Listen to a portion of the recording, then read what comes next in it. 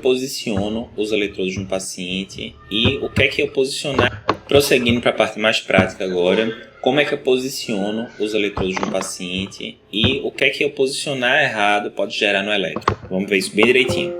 Então, a primeira coisa, certo? A gente já viu nas primeiras aulas aquele exemplo com apenas um eletrodo, né? Aquele eletrodo A que ficava lá, teoricamente, no ictus cordis, no ápice cardíaco e tal. A gente faz isso o quê? Para facilitar, né, a compreensão, ficar uma coisa mais simples. Mas, para a gente ter maiores informações, a gente vai precisar de vários eletrodos, né? Então, vamos lá. Por causa disso, a gente tem que lembrar que na época de Einthoven eram só braços e a perna esquerda que estavam sendo avaliados pelo eletro, né? Com isso, a gente vai ver quantas derivações a gente consegue produzir, certo? Que eram 3 derivações, na verdade. Mas antes de a gente dizer o que é uma derivação, a gente tem que definir exatamente, né? Então, a derivação é a medida de diferença de potencial entre 2 pontos distintos. Não entendi, Eduardo. Tranquilo. Vê. Imagina que isso aqui seja o cara de Einthoven, certo? Botou o braço direito num pote daquele cheio de líquido, braço esquerdo, mesma coisa, e perna esquerda, mesma coisa. Cada braço e a perna tem um potencial diferente. Então, eu consigo medir a diferença potencial entre o braço direito e o braço esquerdo. Isso aqui vai ser uma derivação. Consigo medir a diferença potencial entre o braço direito e a perna esquerda. Isso vai ser outra derivação. E consigo medir a diferença de potencial entre o braço esquerdo e a perna esquerda. Isso vai ser outra derivação. Então, daí surgiram 3 derivações. Eduardo, o coração aqui desse cabo tá grande.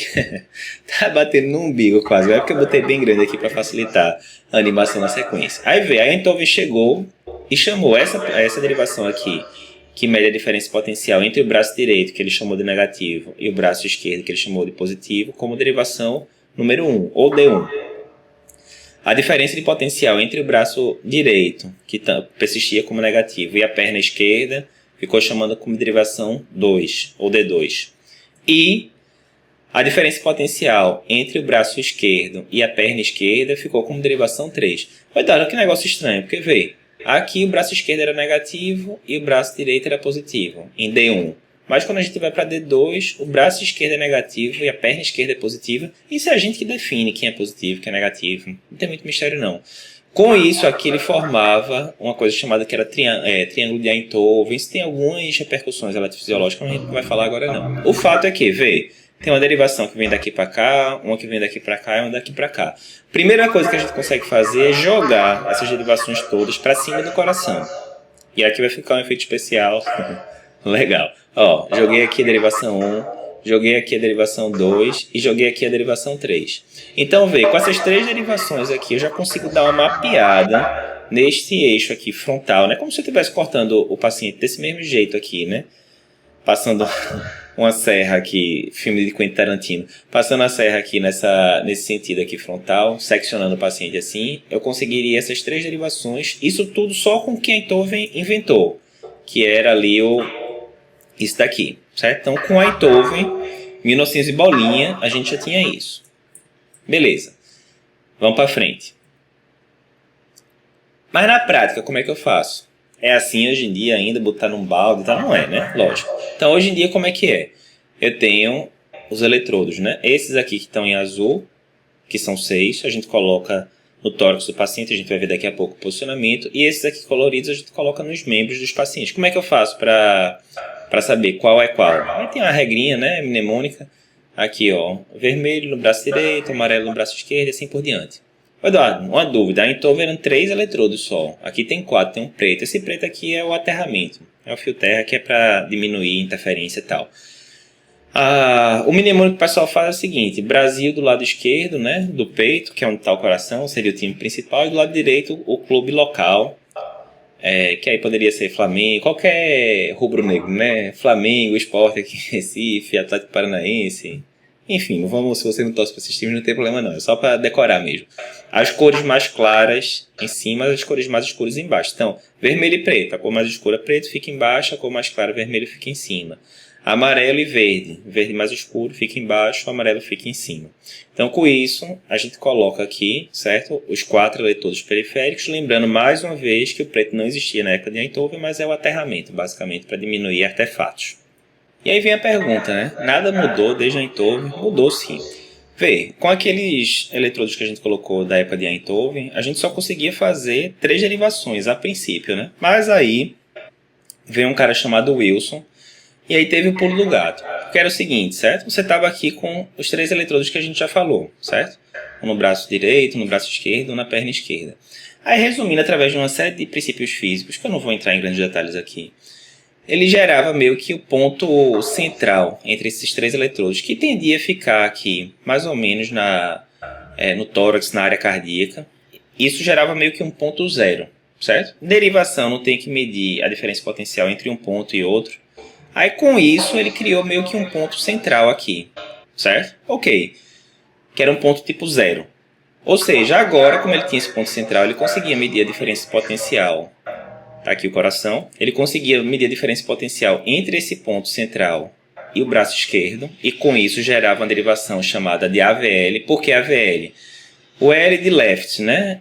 V de voltagem, né? O A de aumentado, porque depois teve um cara que chegou lá e fez umas mudanças para você conseguir enxergar melhor isso no eletro. Mas enfim, AVL basicamente tem que saber que é voltagem do left arm, né? Com esse ponto central aqui também ele conseguia medir a diferença potencial daqui para o braço direito. E com isso gerava o AVR. Então, mais uma vez, A de aumentado, V de voltagem, R de right, né? Que é braço direito. E, por final, conseguia medir a diferença desse ponto para a perna. E aí não tem que especificar se é perna esquerda ou direita, porque era perna esquerda, basicamente, nessa época, né? E aí gerou o AVF, F de foot, né? Aí não tem que especificar o lado, porque era um pé só, né? Que estava lá. Então, pronto, veio com um macete ali, pegando ali conceitos de física, elétrica e tal, gerou esse ponto central. E aí, com a mesma quantidade de eletrodos periféricos, né, 2 braços e uma perna, dobrou a quantidade de derivação. Antes eu só tinha 3, D1, D2, D3. Agora, apareceu outras 3. AVL, L de left, AVR, R de right e AVF, F de foot. Né? Legal, bom macete. Resumindo, como é que fica isso tudo junto, né? Com aqueles 3 eletrodos que a Eindhoven inventou, 2 braços e uma perna, a gente consegue fazer 6 derivações. Que são quais? Exatamente essas. Na hora que eu boto tudo em cima do coração, terminaria isso, né? D1, D2, D3. Esses são os 3 que a Eindhoven tinha inventado, né?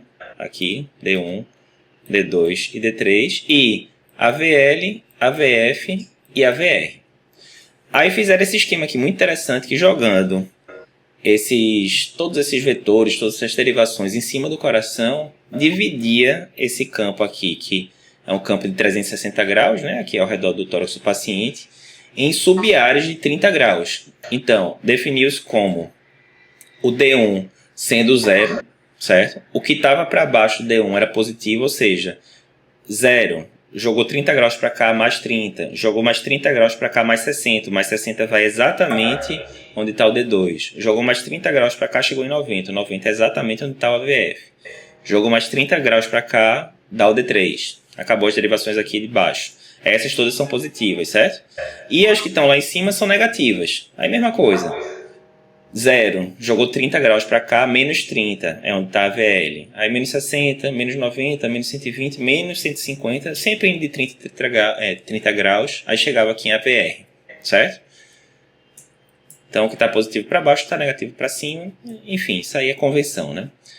Aí por que essas derivações, todas essas 6 que a gente falou agora, elas são conhecidas como derivações periféricas ou frontais? É simples, né? Porque elas vão permitir a gente localizar os estímulos no plano frontal. Mais uma vez, é como se eu seccionasse a pessoa assim, né? No corte frontal ou coronal, né? E aí vão aparecer isso aí tudo. Com isso eu consigo dizer se o estímulo está indo. Por exemplo, digamos que o estímulo está vindo para cá, certo?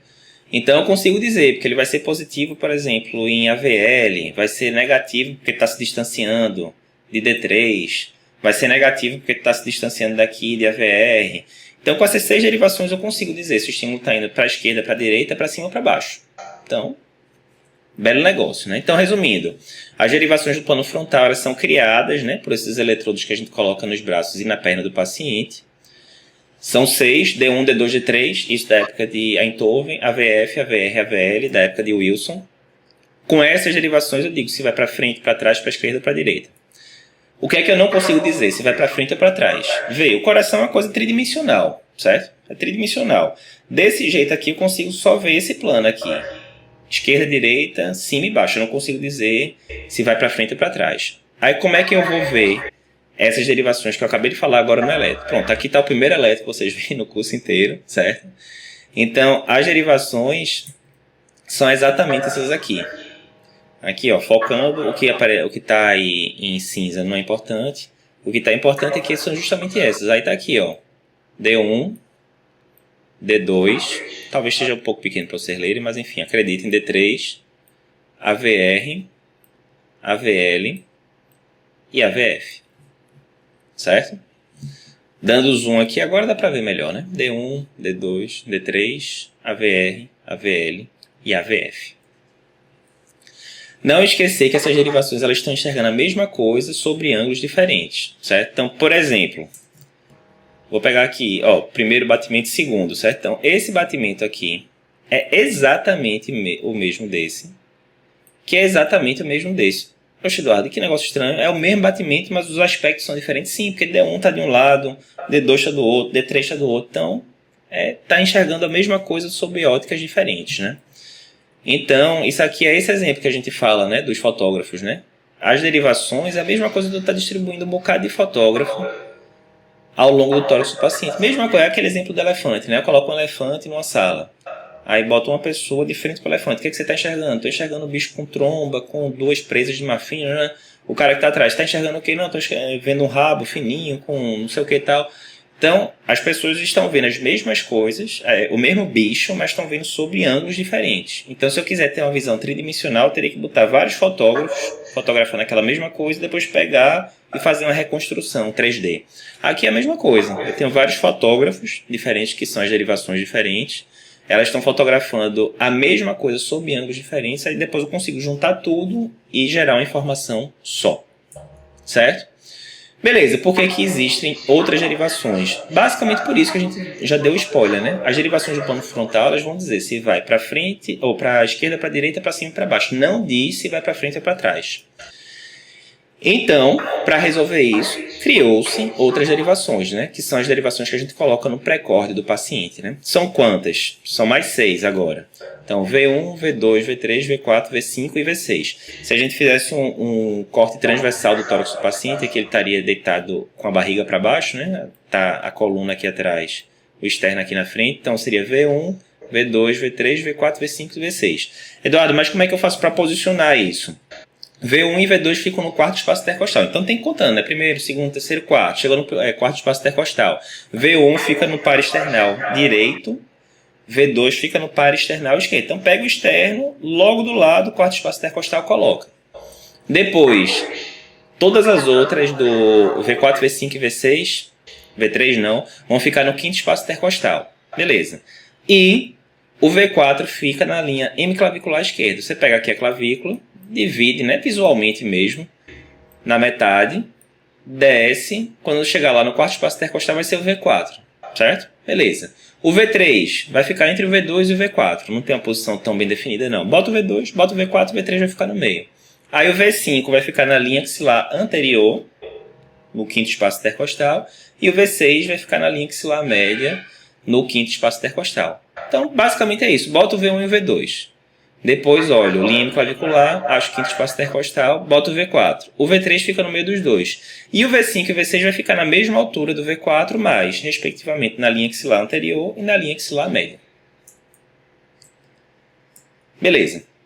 Então, essas derivações pré-cordiais, elas são conhecidas como derivações pré-cordiais porque estão no pré-córdio do paciente, né, em cima da área cardíaca, ou do plano horizontal. Por que plano horizontal? Porque é exatamente isso.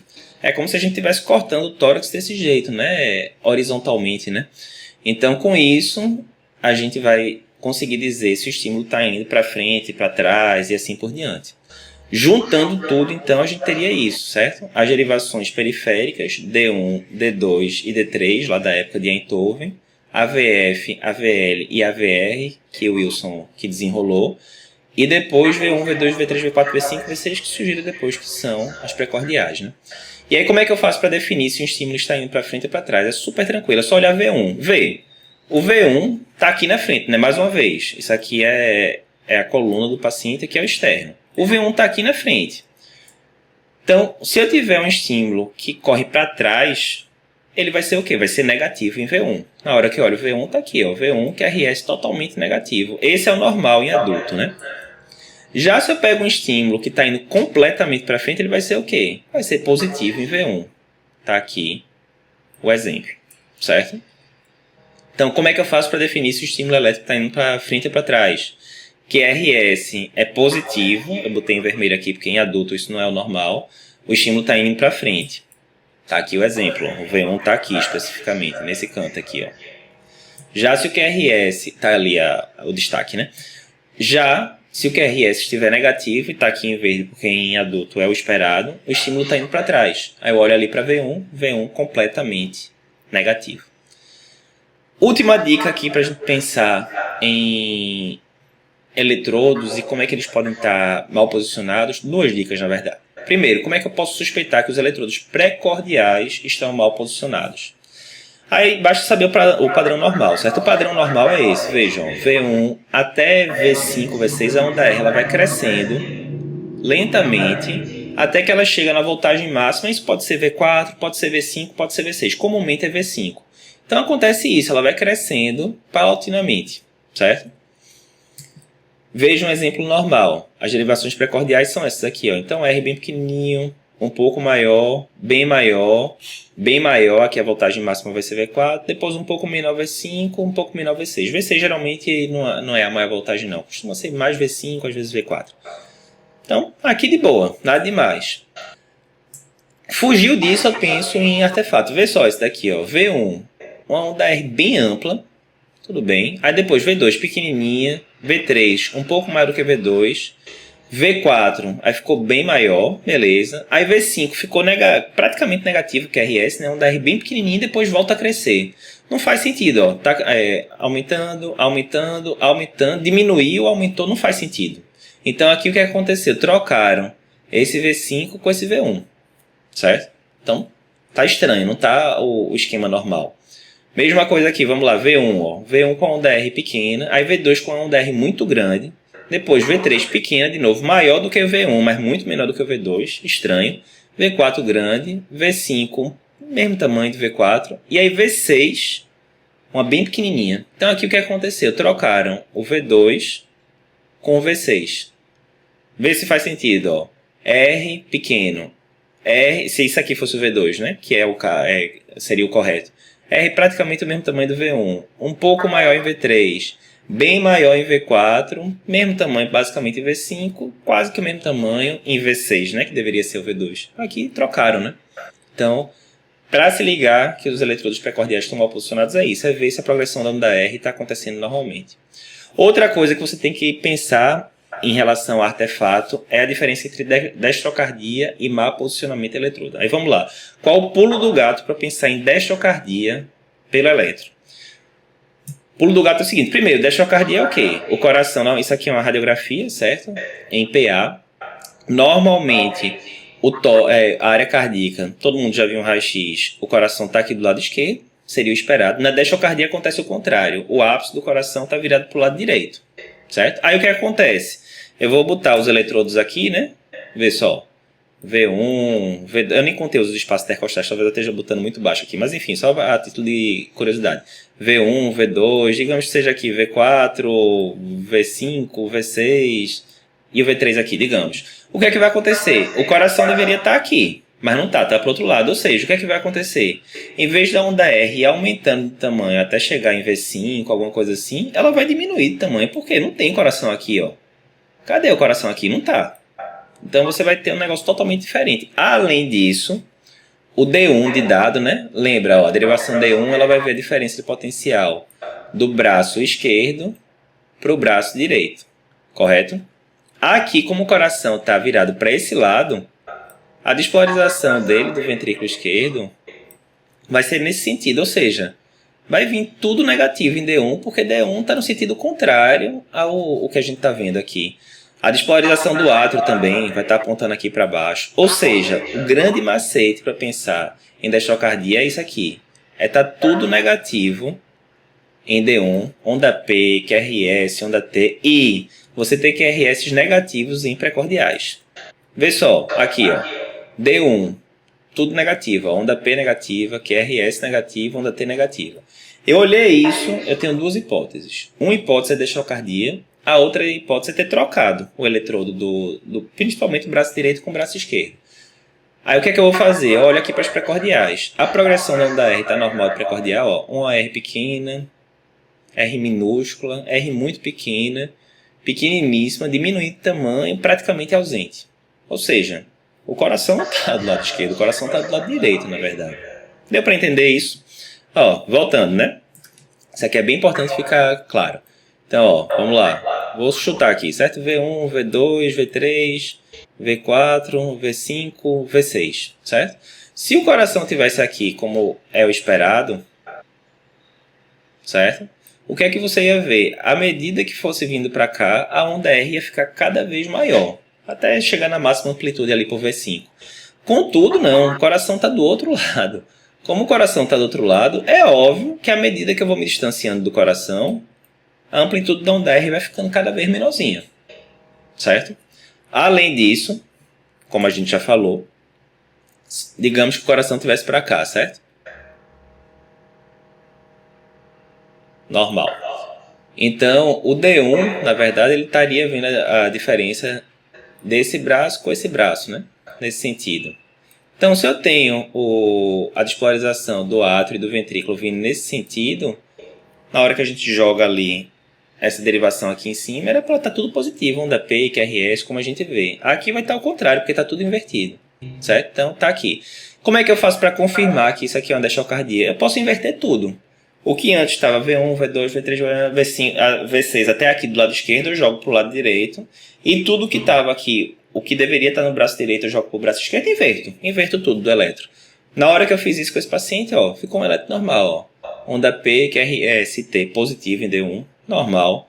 Quando eu olho aqui para as precordiais também, ó, a onda R tem tá até um pouquinho preguiçoso aqui essa progressão da onda R, mas vai aumentando aqui sem maiores problemas. Aqui o V6 bem positivo. Então, tranquilo. Então, tudo negativo em D1 e QRS normal em precordial, normal, aí eu tenho que pensar em troca de eletrodo, certo? Então, vê, ó, mais uma vez, olhei P, QRS e T negativos em D1, tudo negativo. Eu tenho duas hipóteses, eu posso ter ou uma deixocardia ou uma troca de eletrodos, principalmente dos braços. Aí, para onde é que eu olho? Eu olho para as precordiais. Se for tudo negativo QRS em precordial, fala a favor de deixocardia, que é a explicação que a gente deu agora há pouco. Se olhas para as precordiais e está tudo de boa, deve ser só uma troca de eletrodo. Exemplo, Eduardo. Vamos ver aqui, ó. Tá aqui, ó. Olhei D1. Onda P negativa, QRS negativa, onda T negativa. Estranho. Isso aqui não é normal. Ou é deixocardia, ou é troca de eletrodo. Qual é o segundo passo? Olhar aqui, ó, para as precordiais. V1. Tá normal. V2. A onda R aumentou um pouquinho. Beleza. V3 não teve muita cor, não. Ficou ali muito parecido. Aí V4. Subiu bem. V5, parece ser amplitude máxima, V5, talvez V4, e V6 positivo, ou seja, tudo normal, tudo positivo, bonitinho, totalmente diferente daquele elétrico que a gente viu antes. O que é que está errado aqui? Trocar o eletrodo. É só falar, filho, repete aí, esse elétrodo trocou provavelmente os braços. Pronto, resolvido.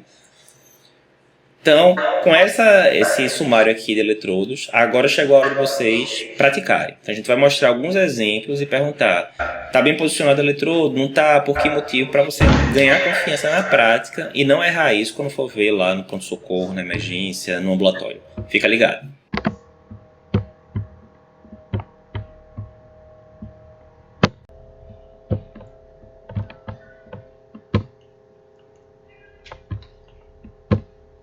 Beleza, agora a gente entra numa parte muito importante do curso, que é como definir o eixo no eletro. Então vamos lá. Primeira coisa, a gente tem que lembrar alguns conceitos básicos que a gente já viu no começo, né? Então, lembrando, né, o que é o vetor? Lembra que a gente botou o desenhozinho lá da seta, né? Então, é a representação gráfica de uma força que tem direção, sentido e amplitude, né? Magnitude, né? Então, direção está na horizontal, está na vertical. Sentido, está da esquerda para a direita, da direita para a esquerda. E amplitude, né? Porque a gente viu, quanto maior a seta que a gente colocar, maior a velocidade, maior a magnitude daquela força, certo? Além disso, naquela analogia da ambulância, a gente viu aquele exemplo, né? Se a ambulância está se afastando da pessoa, a pessoa escutaria o som cada vez mais grave, vai desenhar uma onda negativa. Se a ambulância está se aproximando da pessoa, vai desenhar uma onda positiva.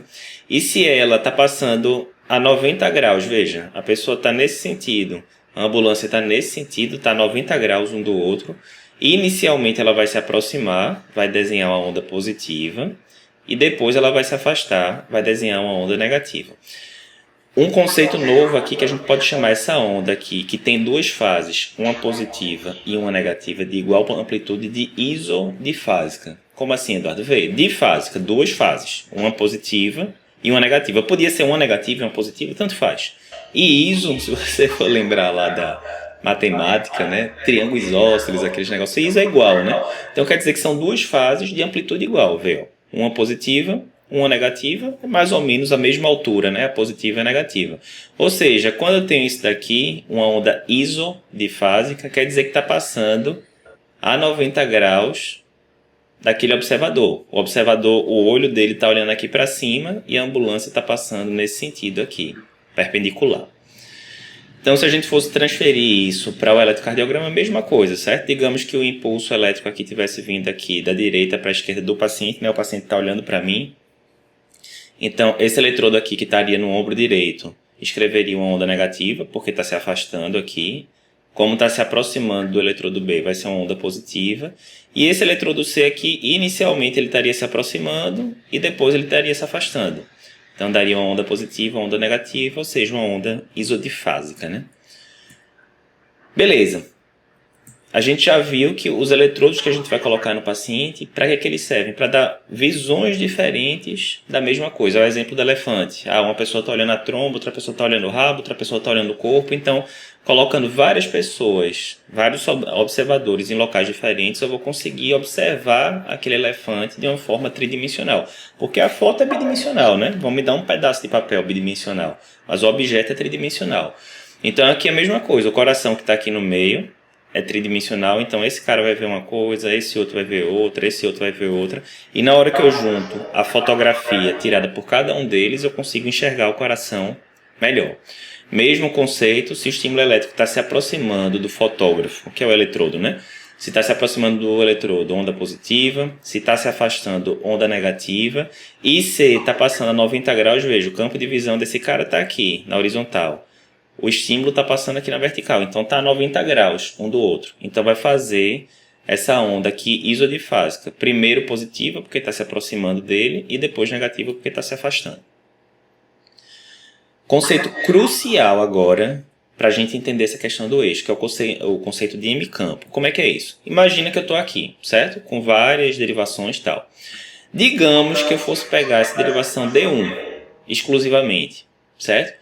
Como é que eu faço para ser uma coisa assim, matemática, cartesiana, sem dúvida nenhuma, para eu dizer se aquele estímulo X está se aproximando ou está se afastando? Porque é óbvio, né? Se ele está vindo para cá, está se aproximando. Muito simples. Se ele está vindo aqui para o outro lado, está se afastando. Beleza. Mas se ele estiver vindo para cá, assim, para cima, está se afastando, está se aproximando. Aí o conceito de M-campo é o seguinte. Eu pego essa derivação aqui, D1, e aí corro 90 graus para um lado, até aqui, e corro 90 graus para o outro, até aqui. O que tiver nesse campo vai ser positivo. Entendi nada, Eduardo. Vê, ó. Uma imagem vai facilitar mais do que tudo. Pronto. Eu estou considerando aqui D1, certo? 90 graus para esse lado, 90 graus para esse lado. Tudo que tiver, absolutamente tudo que tiver nesse campo em verde, vai escrever uma onda positiva em D1. Do outro lado, tudo que tiver desse lado aqui vermelho, vai escrever uma onda negativa em D1. Está se afastando. Então, está na parte verde, em maior ou menor grau está se aproximando de D1. Está na parte vermelha, em maior ou menor grau está se afastando de D1. Isso só serve para D1, Eduardo? Óbvio que não, serve para qualquer derivação. Então, por exemplo, se eu pegar a AVF, está aqui, mais 90 graus, mesma coisa, eu posso correr 90 graus aqui para um lado, 90 graus para o outro. O que tiver nesse campo está se aproximando de AVF, seria alguma coisa assim, certo? Então, mais uma vez, ó, a AVF está aqui, o que tiver 90 graus para cá de AVF, 90 graus para cá de AVF, está se aproximando de AVF. Então, se eu tenho algum estímulo aqui, algum vetor que está vindo para cá, vai ser positivo em AVF, para cá vai ser positivo em AVF, para cá vai ser positivo em AVF, assim por diante. De modo contrário, o que tiver no campo oposto vai ser negativo. Então, pode ser para cá, está quase ali na trave, mas está no campo vermelho. Se está no campo vermelho, vai ser negativo. Quanto mais contrário tiver AVF, mais negativo vai ser. É o conceito que a gente vai ver agora. Daqui a pouquinho, na verdade. Então, para praticar, certo? Digamos que eu estou aqui com esse paciente e eu estou dizendo para você, eu estou dizendo que o vetor, o estímulo elétrico está vindo aqui nessa direção. Disse para você. E aí, em D1, isso vai gerar um estímulo positivo ou negativo? É só eu ver, D1 é aquela história. Se eu traçar 90 graus para cá e 90 graus para cá, vai dar justamente o M campo positivo de D1. Então, tá na parte verde, tá na parte verde. Então, vai dar uma onda positiva, certo? Posso pegar outra derivação? Posso. Vamos pegar aqui D2, por exemplo. Então, D2, a mesma coisa, D2 está aqui. Então, eu posso pegar 90 graus para cá, 90 graus para cá. O que tiver nesse campo verde vai ser positivo em D2. Aí não tem a menor dúvida, vai ser positivo em D2. Posso pegar outra derivação? Posso. Vamos pegar aqui a VR agora, do outro lado. Então, qual seria o M campo positivo de AVR? Se a AVR está aqui, 90 graus para cá, bate aqui. 90 graus para cá, bate aqui. Então, eu traço aqui o M campo de AVR. Daqui até aqui vai ser positivo em AVR. A onda está indo para o outro lado. Ou seja, o vetor está nessa parte aqui vermelha negativa. Então, em AVR vai ser uma inscrição negativa. Certo? Então, viu? D1 positivo, D2 positivo, AVR negativo. Eu olhei isso no eletro. Opa, já estou ligado que está apontando para lá, mais ou menos. Para esse lado aqui. Mas, vê, Eduardo, eu queria saber se ele está mais perto de D1 ou mais perto de D2, mais perto de AVL ou mais perto de AVF. Tem como saber isso? Tem como saber. A gente vai dizer daqui a pouco. Como é que isso vai me ajudar a definir a direção e o sentido certinho do vetor? Simples, Digamos, eu peguei aqui só D1 e AVF, duas derivações para facilitar. Digamos que eu tenho um vetor que está apontando aqui exatamente a 45 graus, ou seja, no meio do caminho entre um e outro.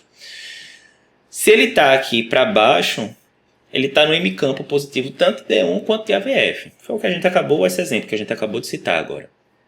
Então ele vai escrever aqui uma onda positiva em D1 e uma onda positiva em AVF. Eu consigo jogar esse vetor maior, consigo decompor ele em vetores menores, jogando aqui em D1 e jogando aqui em AVF. Aí eu faço um cálculo, D1 e AVF, a onda está exatamente do mesmo tamanho. Se está exatamente do mesmo tamanho, quer dizer que está exatamente no meio do caminho dos dois. Aí eu infiro, está igualzinho D1, está igualzinho AVF. Deve estar no meio do caminho dos dois, deve estar o eixo mais ou menos a 45 graus. Perfeito. Imagina essa outra situação. Imagina que eu tenho esse vetor aqui que está muito mais próximo de D1 do que está de AVF. Beleza. De todo jeito, ele está ainda apontando aqui no M campo positivo dos dois. Então, na hora que eu jogo esse vetor aqui, a representação dele, tanto para D1 quanto para AVF, vai gerar representações ondas positivas nessas duas derivações. Beleza. Mas veja, agora, como está muito mais próximo de D1 do que de AVF, a representação em D1 é muito maior do que a representação em AVF. Aí eu posso pensar, se tivesse exatamente igual a amplitude lá no eletro da onda, exatamente igual em D1 e AVF, quer dizer que estava no meio do caminho, estava em 45 graus. Mas não, agora está muito mais próximo de D1, está muito maior em D1 do que em AVF. Se está muito maior em D1 do que em AVF, está muito mais perto de D1 do que de AVF. Então não está em 45 graus, está, sei lá, 30, 20.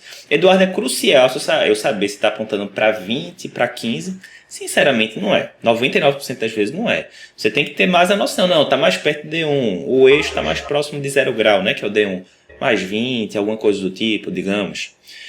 Outro exemplo, podia estar acontecendo o contrário. Podia ter aqui um vetor que está apontando para cá, certo? Então ele vai escrever uma onda positiva tanto em D1 quanto em AVF, mas aí quando eu faço a projeção aqui desse vetor nessas derivações, por ele estar muito mais perto de AVF, ele vai dar uma onda muito mais positiva, um vetor muito maior de amplitude aqui em AVF do que em D1. É a mesma analogia. Se tivesse igualzinho D1 e AVF, ele estaria a 45 graus o tamanho da onda. Mas não. Agora a onda de AVF está muito maior do que a onda de D1. Quer dizer que está mais perto de AVF. Então talvez esteja em 80 graus, 70 graus. É crucial saber se está em 70, 73. Não é. Não é. Eu tenho que ter a noção para onde é que está indo, né? Mas o número certinho, 72 graus, isso dificilmente vai mudar a conduta. Então, pelo aspecto das ondas, eu sei para onde é que o vetor está apontando. Veja, aqui, eu sei que ele está apontando de cima para baixo e eu sei que ele está apontando da esquerda da tela para a direita da tela. Pronto. Com duas derivações só, D1 e AVF, eu já defini isso. Certo? Então, é basicamente para isso que vai adiantar eu ver o eixo. Mas, Eduardo, beleza. Eu entendi. Eu olhando ali, eu digo se está indo para a esquerda, se está indo para a direita. O que é que isso vai mudar a minha vida? O que é que isso vai mudar a vida do paciente? É simples, ó. Imagina aqui nesse exemplo hipotético que eu estivesse querendo sair aqui da costa oeste dos Estados Unidos, ali pela Califórnia, alguma coisa assim, e querendo voltar aqui para casa, voltar para Recife. Estava de férias lá com a família, aquela coisa toda. E eu quero pegar um voo para sair daqui para cá. Obviamente, né?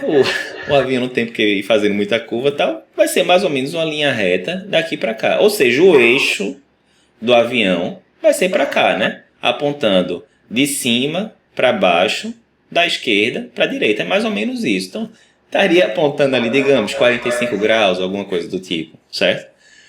Se o controlador de voo chega e pega e fala, rapaz, eu estou vendo aqui e o voo do Eduardo está vindo nesse sentido aqui, ó.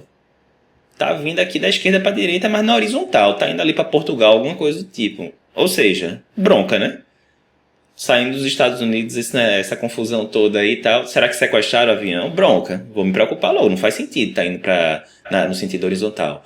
Ou pior, saiu aqui para cima. Tá indo lá pro Canadá, pro Alasca. Enfim, alguma coisa do tipo. Não faz o menor sentido. O cara tá querendo ir para Recife, que era para baixo e para direita. Tá indo lá para cima, tem alguma coisa errada. Então o raciocínio é basicamente esse. Para o coração não vai ser muito diferente não. Por quê? Ó? No coração a gente consegue definir isso daqui. Ó. O eixo normal do coração. Onde é que fica isso em relação... A gente está concentrando agora aqui em QRS, certo? Que é a despolarização ventricular. Eu posso calcular eixo da onda P, eu posso calcular eixo da onda T, mas quando a gente fala de eixo, 99% das vezes é o QRS. Então o QRS, o normal dele é essa região verde aqui, ó. Que vai de menos 30 graus, que está ali em AVL, até mais 90 graus, que está aqui em AVF. Mais uma vez, isso aqui a gente está falando de adulto, não está falando de recém-nascido, não é do tipo adulto, paciente normal, adolescente, enfim. Então, o normal, o esperado é que ele esteja aqui.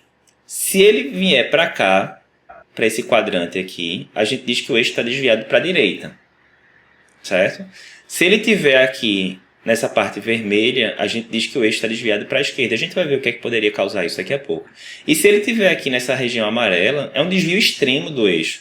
Por que é extremo? Porque tanto pode acontecer dele estava aqui inicialmente, alguma doença puxou ele para cá, depois puxou para cá, depois puxou para cá e chegou até aqui. Então pode ser que ele tenha começado indo pelo lado direito e bateu lá em cima.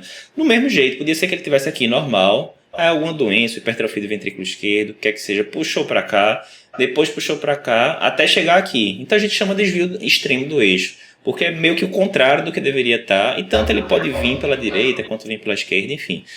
Mas o fato é que eu tenho o parâmetro normal. Não está no normal, eu falo, opa, tem alguma coisa errada, ou pode ter alguma coisa errada, pelo menos.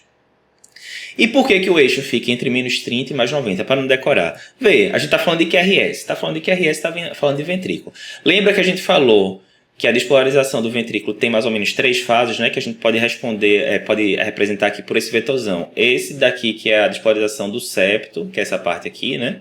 Depois esse vetorzão aqui, que é essa parede livre aqui do ventrículo esquerdo, que vai gerar onda R, né? Naquele exemplo que a gente fez. E por fim, esse vetor menor e apontando para cima, que é essa partezinha basal aqui do septo, da parede lateral, enfim, que vai apontar para cima. Desses 3 aqui, qual é o mais importante? É esse do meio. E esse do meio está apontando para onde? Para baixo e para a esquerda, certo?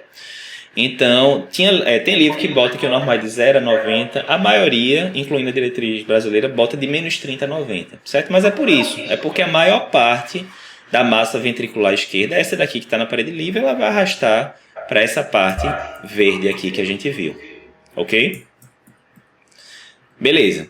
Então é isso.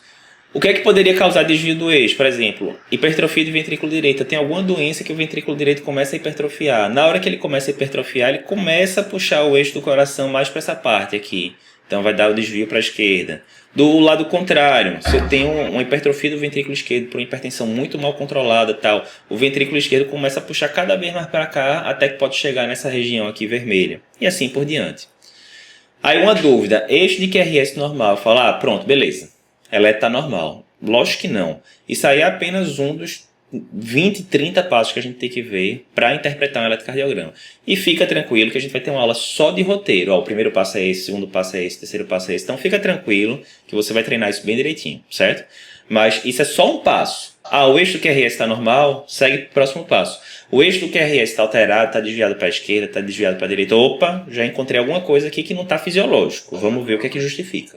É assim que a gente vai interpretando o eletrocardiograma. Próxima aula, então, a gente vai praticar isso melhor.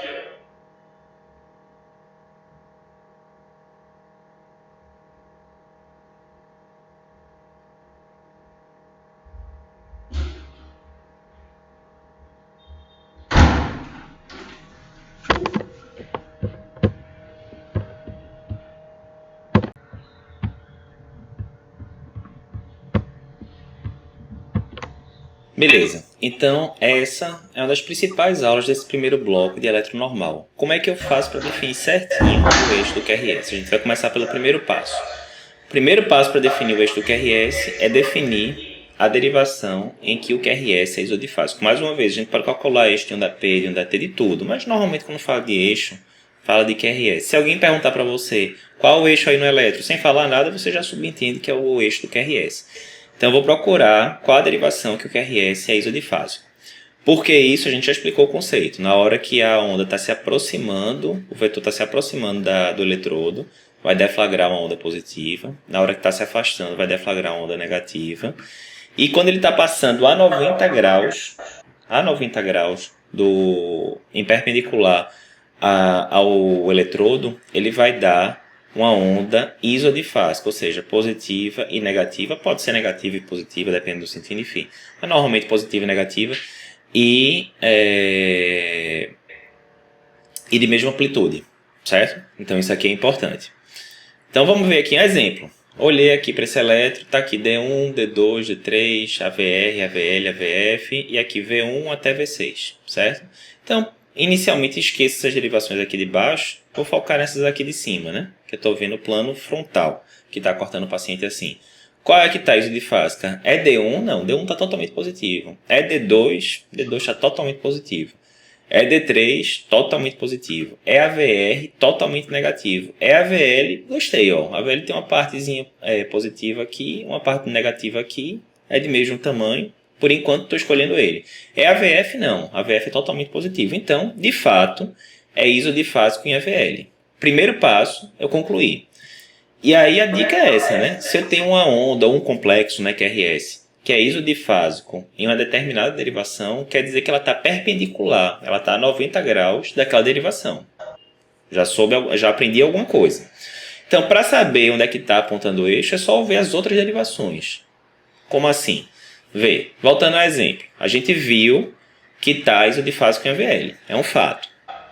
O AVL fica onde? O AVL fica aqui, né? Se você não decorou ainda, vai aprendendo. A gente vai ver tanto elétrico, não tem mistério não. A AVL está aqui em menos 30 graus. Ou seja, está a 90 graus daí. Então ele pode estar 30, 60, 90 apontando para cá. Ou pode estar 30, 60, 90 apontando para cá. Então aí é matemático. Ou é um, ou é outro. Tem alguma derivação que aponta exatamente para menos 120? Não tem, mas tem aqui menos 150, que é a VR. Beleza. Tem alguma derivação que aponte especificamente para D2? Tem. Então, para D2, já dei a resposta. Para mais 60, tem o D2. Então, o que é que eu tenho que olhar agora? Eu já sei que está ISO em AVL, ou seja, está a 90 graus de AVL. Se está a 90 graus, só tem duas opções. Ou 90 graus para um lado, ou 90 graus para o outro. Será que está 90 graus para cá? Ou será que está 90 graus para cá? Como é que eu faço? Olha a derivação que está aqui perto, a VR, e olha a derivação que está aqui perto, D2. E vejo o que é que está acontecendo. Está positivo? Está negativo? Vamos ver. Então, voltando ao exemplo, estava positiva a linha VR, estava isodifásico em AVL. Aí vou olhar agora AVR e D2. AVR totalmente negativo. Ou seja, está fugindo dessa parte daqui. Beleza, mas vamos ver a outra agora. D2, totalmente positivo. Não só isso, se a gente for ver de todas as derivações aqui do plano frontal, né, que é de D1 até a VF, veja que D2 é a que tem a maior amplitude. Por que é isso? É coincidência? Não é. É porque o eixo desse elétron está apontando exatamente para D2, mais 60 graus. Como é que eu sei isso, Eduardo? Não está isodifásico em EVL? Se está isodifásico em EVL, está a 90 graus dali. Se está positivo em D2, ele está apontando para baixo. É exatamente para D2 que ele está apontando. Certo? Então, ó, só para a gente recapitular. Eu vi que estava isodifásico em EVL. Se está isodifásico em EVL, está a 90 graus daqui. Pode estar 90 graus para cá, aí estaria apontando para cá perto de AVR, ou pode estar 90 graus para cá, apontando para D2. Eu vi no elétrico que a VR está negativo e D2 está positivo, ou seja, está 90 graus para cá mesmo. O eixo está em mais 60 graus. É isso. São 2 passos, basicamente, para você definir o eixo, né? E mais 60 graus está de boa? Está de boa, está nessa área verde aqui. Está nessa área verde, é fisiológico, segue o jogo. Beleza? Então, resumindo, para definir o eixo de uma onda, de um complexo QRS, por exemplo, eu olho as derivações periféricas, D1, D2, D3, AVR, AVL e AVF. Outro exemplo, olhei para cá, certo? D1, D2, D3, AVR, AVL e AVF. Está isodifásico aonde? Vou começar ao contrário agora. Está isodifásico em AVF? Não, totalmente positivo. Está isodifásico em AVL? Não, totalmente negativo. Está isodifásico em AVR? Negativo, totalmente negativo. Está isodifásico em D3? Não, totalmente positivo. Isodifásico em D2? Não, totalmente positivo. Isodifásico em D positivo e depois negativo. Ah, Eduardo, mas eu estou vendo aqui que a parte positiva é um pouquinho maior do que a parte negativa. Veja, ele não precisa dar perfeito isodifásico, a onda positiva igualzinha à onda negativa.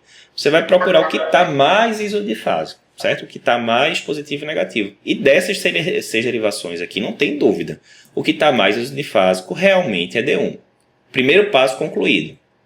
Aí eu tenho que lembrar o seguinte, onde é que está D1? Está aqui, apontando para 0 grau. Então só tem 2 opções. Ou ele está menos 90 graus, apontando aqui para cima, ou ele está mais 90 graus, apontando aqui para baixo. Como é que eu faço para descobrir? Tem alguma derivação que aponta exatamente para mais 90? Tem, AVF. Cadê o AVF aqui desse paciente? Vamos ver. Aqui, ó, AVF, totalmente positivo. Ou seja, está apontando para baixo. Ah, mas eu quero ter certeza para ver se não tem nenhuma pegadinha. Beleza. Tem alguma derivação que aponta aqui rigorosamente para menos 90? Não tem. Realmente não tem. O que está mais perto aqui é AVL para um lado, AVR para o outro. Vamos olhar os dois só para garantir? Vamos. AVR totalmente negativo, AVL totalmente negativo. Então, fechou. Está apontando aqui para baixo. O eixo desse elétron é 90 graus aproximadamente. Se eu quisesse ser muito rigoroso, como ele está um pouquinho mais positivo do que negativo em D1, então ele está, em vez de estar 90 graus, ele deve estar uma besteirinha para cá, mais 80. Tem alguma relevância se está 90, se está 80, não tem relevância.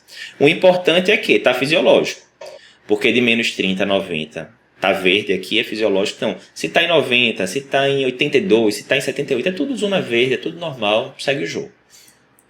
Outro exemplo agora. Nesse aqui, certo? Onde é que está isodifásico? Vamos olhar um por um. D1, totalmente positivo, não está. D2, totalmente positivo. D3, totalmente positivo. AVR, totalmente negativo. AVL, não estou enxergando direito, é tão pequenininho que eu não vejo direito. Vamos sair o jogo. E AVF, totalmente positivo. Então, só sobrou AVL, certo? Pode acontecer isso, Eduardo, de ficar bem pequenininho, complexo? Pode. Quando é isodifásico em alguma derivação, pode ficar bem pequenininho realmente. Se você der um zoom ali, vai ter uma onda positiva, uma onda negativa, basicamente mesma amplitude. Então, está isodifásico em AVL. Beleza. É um bom começo. AVL está onde? Está aqui, ó, em menos 30. Então, mais uma vez, ele pode estar 30, 60, 90 apontando para cá, ou pode estar 30, 60, 90 apontando para cá. Como é que eu faço? Tem que olhar qual é a derivação que bate aqui, D2. Qual é a derivação que bate aqui em menos 120? Não tem. Mas pertinho aqui tem a VR. Então vamos olhar para a VR e vamos olhar para D2. A VR completamente negativo. D2 completamente positivo. Onde é que está o eixo? Aqui, apontando para D2 mais 60 graus. É normal isso? É normal. Está aqui, ó, verde. Segue o jogo. Outro exemplo. Aqui, certo? D1, D2, D3, AVR, AVL, AVF. Então, vamos ver aqui. D1 está isodifásico. Não, está bem mais negativo do que positivo, né? Ó, tem, tipo, uns 5 quadradinhos aqui para cima. E para baixo tem, sei lá, mais de 10 quadradinhos. Então, está bem mais negativo. D2, totalmente positivo. D3, praticamente totalmente positivo, né? AVR, pode ser, ó. Eu olho esse AVR aqui, ele tem, sei lá, uns 5 quadradinhos para cima. 5, 6 quadradinhos para baixo, tá bem razoável. Vamos ver o resto para garantir. A AVL bem mais negativo e a AVF praticamente todo positivo. Ou seja, Aqui está isodifásico, ou o que mais se aproxima de estar isodifásico, mais ou menos. Tem que ser milimétrico o isodifásico. Ele pode ser um pouquinho mais negativo, um pouquinho mais positivo, mas de forma geral ele tem que ter uma onda positiva e negativa de amplitude similar.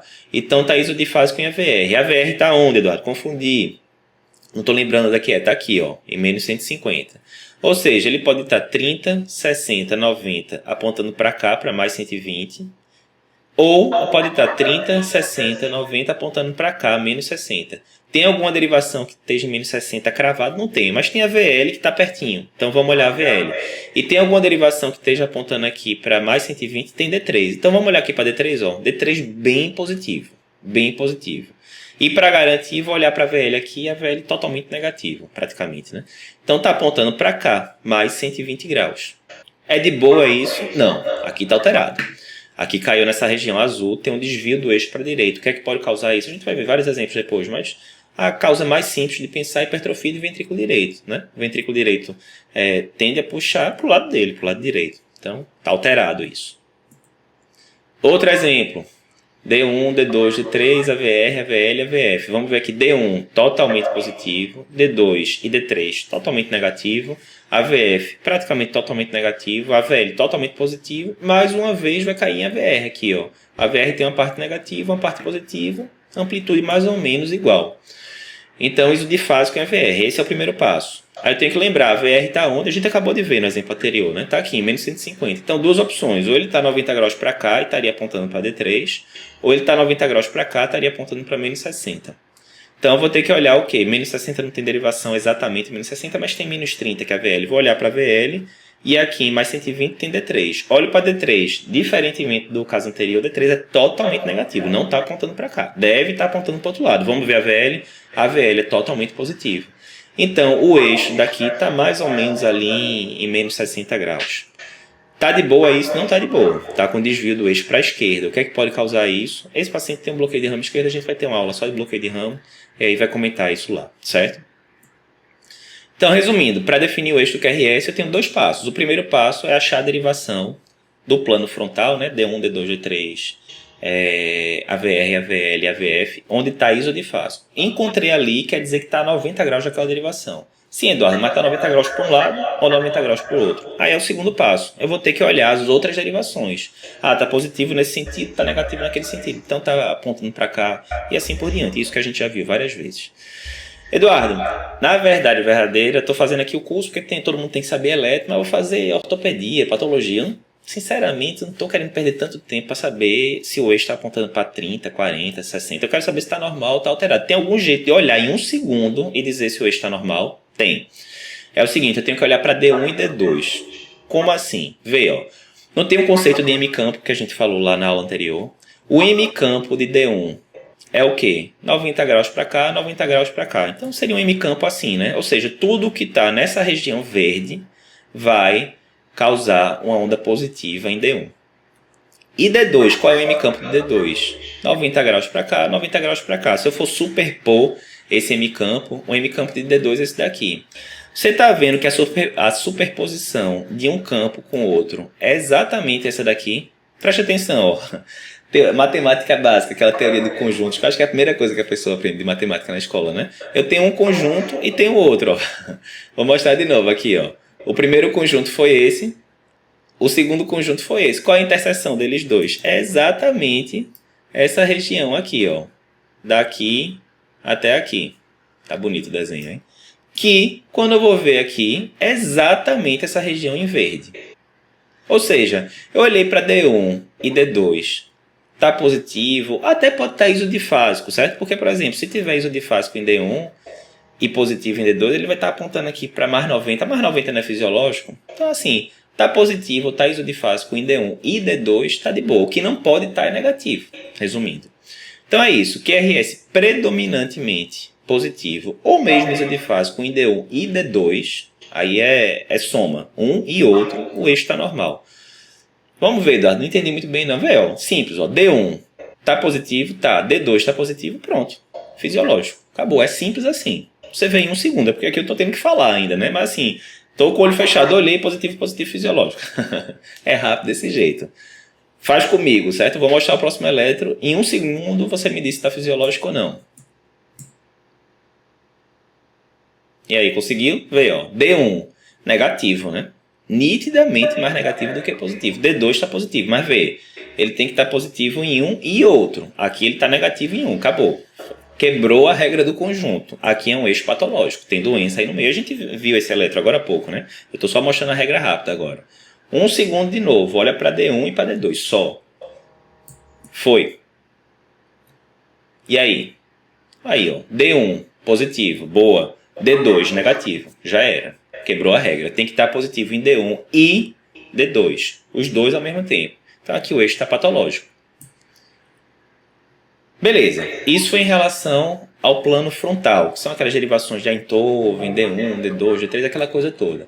Mas em relação ao plano horizontal, que é aquele que a gente vê, V1, V2, V3, V4, V5, V6, a gente fica calculando o eixo do mesmo jeito, está em mais 60? Não. Normalmente a gente não vai calcular de forma precisa, a gente vai calcular de forma genérica. A gente vai dizer, está indo para frente ou está indo para trás. Como é que funciona isso?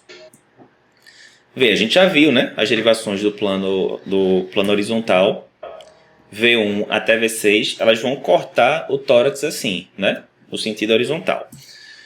Então, aqui como é que é? Se a gente for ver, está aqui o coração, o externo e a coluna aqui atrás, VD e VE. É como se fosse um cabo de guerra.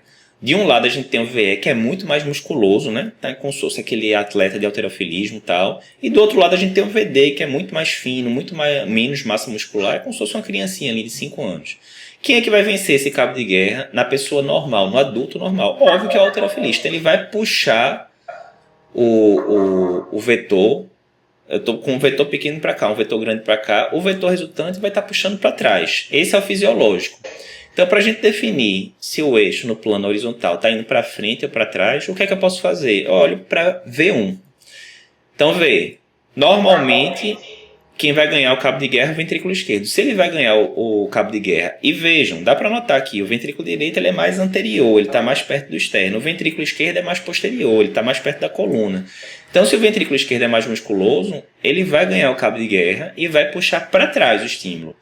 Se ele está puxando para trás, está se afastando ou está se aproximando de V1? Está se afastando, né? Se está se afastando, o normal em V1 é a gente ver o QRS negativo.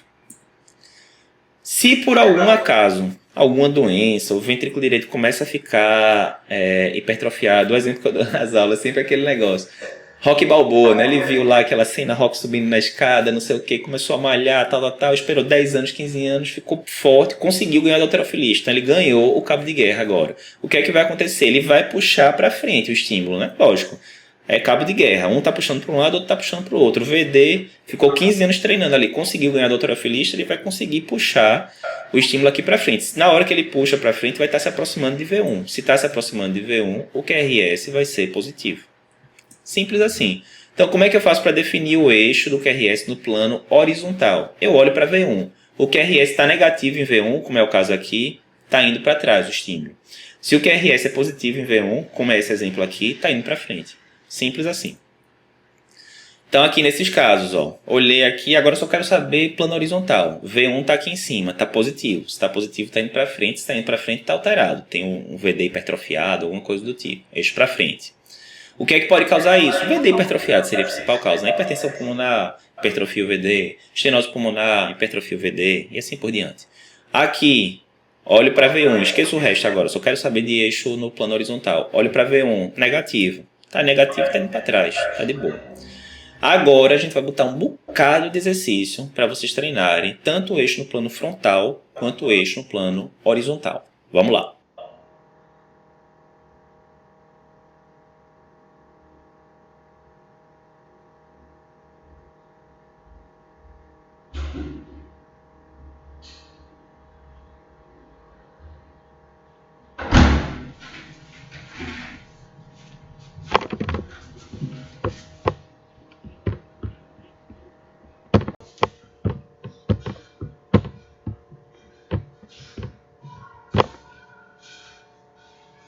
Beleza, agora a gente vai começar então o nosso roteiro de 9 passos, que é o cerne do curso, né? A gente vai começar o roteiro de 9 passos para interpretar o elétrico, começando pelos dois que são os dois mais fáceis, certo? Começar pelo tranquilo. Então, quais são os dois primeiros passos? O primeiro de todos, qual é? Identificação do paciente. Pô, Eduardo, isso aí não conta. Ah, conta. Conta sim, você vai ver por quê. Por que é importante eu saber a identificação do paciente? E às vezes a galera manda, né? Então, Eduardo, vê o que é que você acha desse eletro. Puf, aí manda no WhatsApp. Peraí, meu amigo, é o quê? É um recém-nascido, é um senhor de 90 anos, qual o quadro clínico, qual o biotipo do paciente, tudo isso é importante. Por quê? Então, primeiro, nome do paciente, óbvio, né? É o primeiro passo de todo exame complementar, é você checar se você está vendo o exame do paciente certo, porque senão você pode deflagrar um bocado de conduta iatrogenicamente, porque o exame está trocado. Idade, por que é diferente? Totalmente diferente um eletro de um recém-nascido, com 3 dias de vida, de um adulto, eu, ou da minha avó de 100 anos, é totalmente diferente. Totalmente diferente. Então tem as alterações, os achados típicos, né, de recém-nascido, por exemplo, sobrecarga de ventrículo direito, frequência cardíaca muito mais alta, intervalo PR mais curtinho. Enfim, então, resumindo, o que é um eletro normal de um recém-nascido de 3 dias de vida, se fosse um adulto de 40 anos, seria um negócio completamente alterado. Você teria que pensar na embolia pulmonar, etc. Do mesmo jeito, o eletro, que é um eletro normal, num adulto de 40 anos, para um recém-nascido, você já vai ter que pensar, não, rapaz, aqui está faltando, tem a alteração aqui, pode ser uma coartação de aorta crítica, enfim. Então você tem que saber a idade do paciente, é o básico. Peso e altura. Por que peso e altura são importantes? A gente vai ver agora. O biotipo influencia muito. Então, se você pega um biotipo longilíneo, como eu, magro e alto, a tendência é que o coração ele fique mais verticalizado, que o eixo do QRS fique apontando para baixo, certo? Porque aquele coração em gota, né, ele fica ali apontando para baixo mesmo na caixa torácica. À medida que o paciente vai ficando mais brevilíneo, né, que seria esse extremo aqui, né, com peso maior e mais baixo, o coração vai deitando em cima do diafragma e vai ficando mais horizontal. Então a tendência é do eixo estar apontando ali a 0, às vezes chega até menos 30. Lembra que a gente falou que o normal é até menos 30? Pois é. Paciente mais brevilíneo, ele pode até ter menos 30 de eixo, certo? Então isso é importante, eu estou vendo o paciente assim ou assado. E o normolíneo, né, que seria o intermediário, ficaria ali com o eixo no meio do caminho, né, 60 graus, alguma coisa do tipo.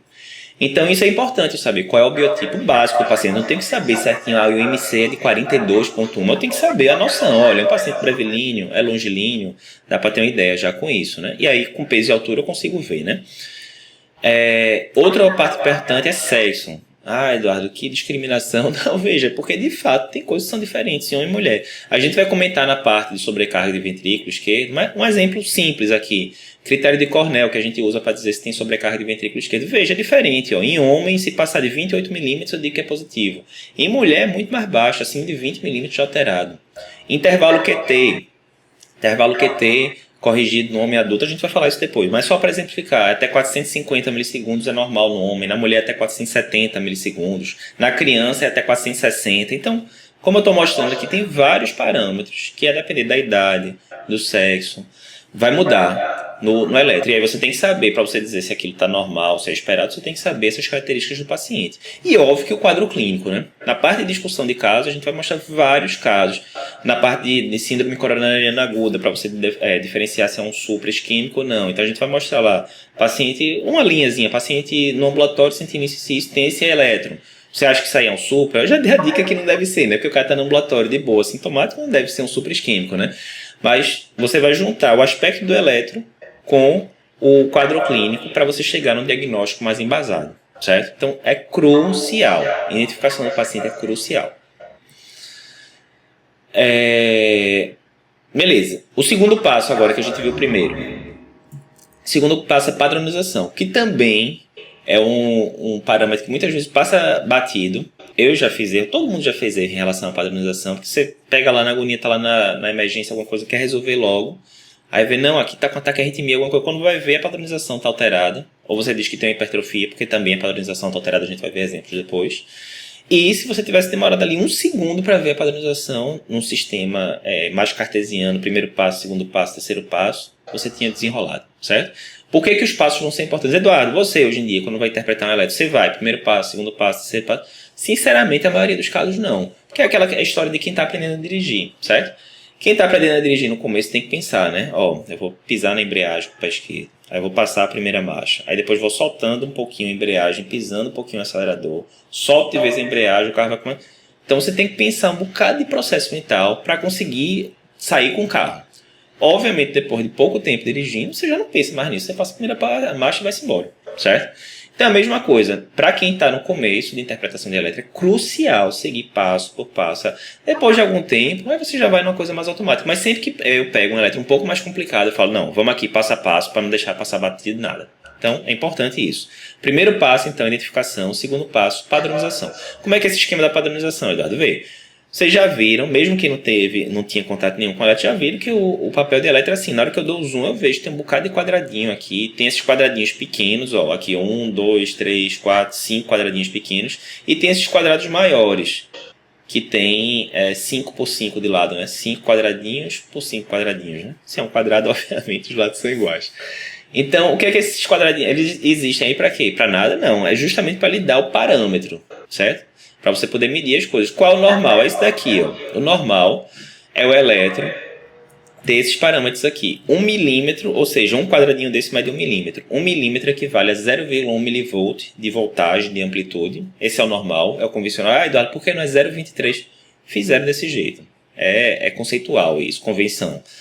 Então, o normal é cada quadradinho desse ter 0,1 milivolts, ou seja, 10 quadradinhos vai ter 1 milivolt. E a velocidade padrão no mundo ocidental é 25 milímetros por segundo. Ou seja, o papel do elétron vai percorrer 25 milímetros a cada segundo, ou 2,5 centímetros a cada segundo, dá no mesmo. Ou seja, se em um segundo percorre 25 milímetros, quer dizer que 1 milímetro ele demora 1 dividido por 25, 0,04 segundos. Então é isso, um quadradinho desse, é isso que ele significa. Em altura, essa altura dele equivale a 0,1 milivolt, beleza? E em duração, né, na horizontal, ele está demorando 0,04 segundos ou 40 milissegundos, dá no mesmo, né, para percorrer isso. Aí com isso eu fico com parâmetros, porque se eu vejo se uma onda tem 3 quadradinhos, quer dizer que ela tem 0,3 milivolts de voltagem. Se uma determinada onda ocupa 3 quadradinhos, por exemplo, de duração, né, na horizontal, quer dizer que está ocupando 0,12 segundos ou 120 milissegundos, dá no mesmo. Então é por isso que é importante a padronização. Aí sobre a voltagem é o seguinte, o normal, que a gente chama de N, né? N de normal, o normal é isso, 10 milímetros, 10 quadradinhos, equivaler a 1 milivolt, ou um quadradinho equivaler a 0,1 milivolt, tanto faz. Mas eu posso chegar na máquina e alterar isso, eu posso jogar para 2N, que é o dobro da voltagem. O que é 2N? O que antes equivalia a um quadradinho, agora, porque eu disse para a máquina, ó, dobra aí, deixa tudo dobrado. Então, a máquina, o que antes ocupava um quadradinho, agora vai ocupar 2. Então, vai ficar tudo dobrado. Ou eu posso fazer o contrário, N sobre 2, que é N pela metade. O que antes tinha esse tamanho, agora vai reduzir pela metade. Para que eu vou fazer isso, Eduardo? A gente vai ver daqui a pouco por que a gente poderia mexer isso na máquina. Mas sou eu que digo para a máquina. A máquina vem programada para funcionar assim, com N. Mas eu posso chegar lá e alterar a programação da máquina, certo? Beleza, como é que eu faço para checar a padronização? Tem várias formas. Um jeito muito simples vocês vão ver que no canto do elétron aparece como se fosse um retângulo, né? Então você vai ver esse retângulo, quantos quadradinhos de altura ele tem. E o normal, o N, é que ele tenha 10 quadradinhos. Eu não vou contar aqui não, mas tem 10, certo? Se ele tiver 2N, ele vai ter o dobro, em vez de ter 10, ele vai ter 20. E se ele tiver N sobre 2, está tudo achatado, ele vai ter a metade. Vai ter 5 quadradinhos só de altura. Então eu posso olhar esse retângulo e ver quantos quadradinhos ele ocupa. Primeira coisa. Exemplo aqui, ó, peguei um elétron normal, duas derivações estão aqui, ó, os retângulos aqui no canto, certo? Então eu dou o zoom, na hora que eu dou o zoom tá aqui, ó, 1, 2, 3, 4, 5, 6, 7, 8, 9, 10 quadradinhos. Pronto, eu chequei que tem 10 quadradinhos, tá normal. A outra forma, a maioria dos aparelhos de elétrico coloca escrito isso, então tá aqui, ó, embaixo, eu vou dar o zoom para vocês verem. Tá aqui, ó, 25.0, né, 25 milímetros por segundo, show, e N. N de normal, quer dizer que um quadradinho é igual a 0,1 milivolt, certo? Então são essas duas formas práticas de você dizer a padronização. Ou olhando esse retângulo aqui, ou olhando a parte escrita, que é mais fácil ainda, certo? Por que isso é importante, Eduardo? Eu vou dar um exemplo agora de velocidade, por exemplo. Ó. Isso daqui é o mesmo elétrico que a gente viu antes, com a padronização normal. Está aqui N e 25 milímetros por segundo, certo? Vocês, para quem está iniciando em elétrica agora, ainda não sabe interpretar direito, mas assim, visualmente, olha, esse elétrico, beleza, é isso. Vejo o mesmo elétron do mesmo paciente, 1 minuto depois, a única coisa que eu fiz foi aumentar a velocidade, saiu de 25 para 50. É o mesmo elétron, o mesmo paciente. Dá para ver que mudou bem, né? Agora, ó, um QRS do outro você tinha uma certa distância. Agora a distância entre o QRS e outro é muito mais longa. Por quê? Nada, é só aumentar a velocidade do papel. Obviamente, quanto mais rápido o papel está passando, maior vai ficar a distância entre um QRS e outro, entre um da P e o QRS em tudo. E aí veio o mesmo elétron agora, eu vou diminuir a velocidade. Vou deixar em 10 milímetros por segundo. É o mesmo elétron, vê, ó. Aí tá o quê? Tá bem mais próximo um QRS do outro, simulando como se o paciente tivesse com um ataque cardíaco. Mais uma vez, ó, vou passar rapidamente. É o mesmo paciente. Na mesma hora, mesma condição, a única coisa que eu mudei foi a velocidade, ó. Esse e esse. Então dá pra ver que muda radicalmente tudo, só baseado na velocidade, certo? Por que isso é importante? Eu já peguei paciente do consultório, por exemplo. Chegava lá, paciente mulher, 30 e poucos anos, vivia dizendo que tinha tontura, lipotímia, enfim. E a gente fez toda a investigação cardiovascular nela, tudo normal, exame físico normal e tal. Então não parecia ser tinha inclusive Holter dela, completamente normal. Não parecia ser nada, realmente, né? Parecia ser mais alguma coisa psicogênica e tal. E aí, depois a paciente voltou para mim e falou: doutor, eu tive ali uma pré-5, quase desmaiei, bati na emergência, o pessoal fez esse eletro e disse que eu preciso de um marca-passo.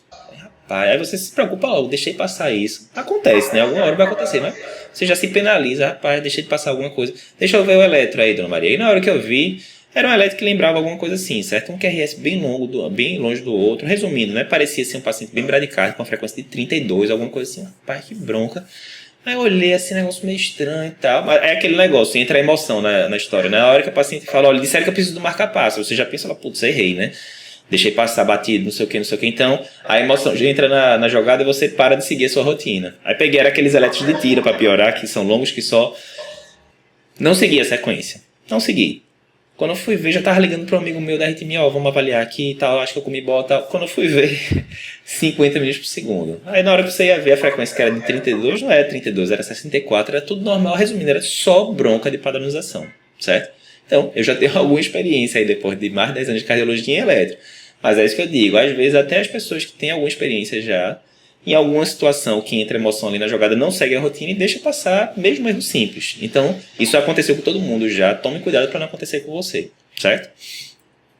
Então, ó, isso em relação à velocidade. Deu para ver 3 elétrons do mesmo paciente, só mudando a velocidade, mudou completamente.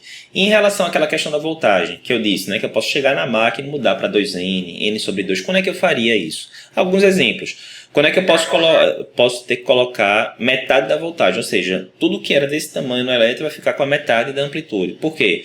Por exemplo, sobrecarga ventricular muito importante. A gente vai ver um exemplo daqui a pouco. Quando tem muita sobrecarga, lembra o exemplo da ambulância, quanto mais barulho a ambulância está fazendo, maior o tamanho da onda que eu vou inscrever. Então, se tem muita massa ventricular, pode ficar com uma onda tão grande, um complexo QRS tão grande, que sai do papel do eletro, por exemplo, às vezes.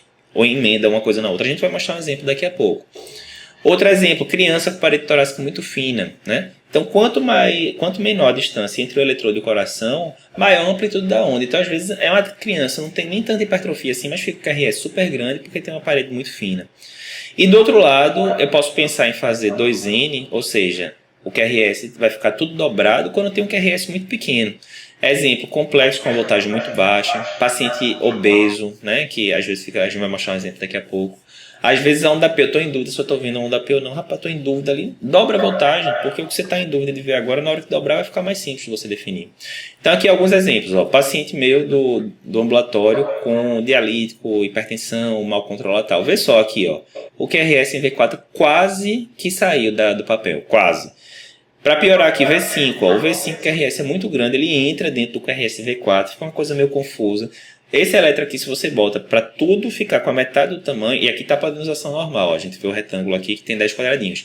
Se eu faço esse mesmo eletro em N sobre 2, vai ficar tudo pela metade do tamanho e eu consigo calcular com mais tranquilidade. O QRS de V5 não vai entrar em V4 e tal. O que eu tenho que tomar cuidado é o quê? Eu tenho que lembrar que está tudo pela metade. Então, quando está em N sobre 2, se eu contei 5 milímetros, na verdade não é 5 milímetros ou 5 quadradinhos, são 10, né? Eu tenho que acertar.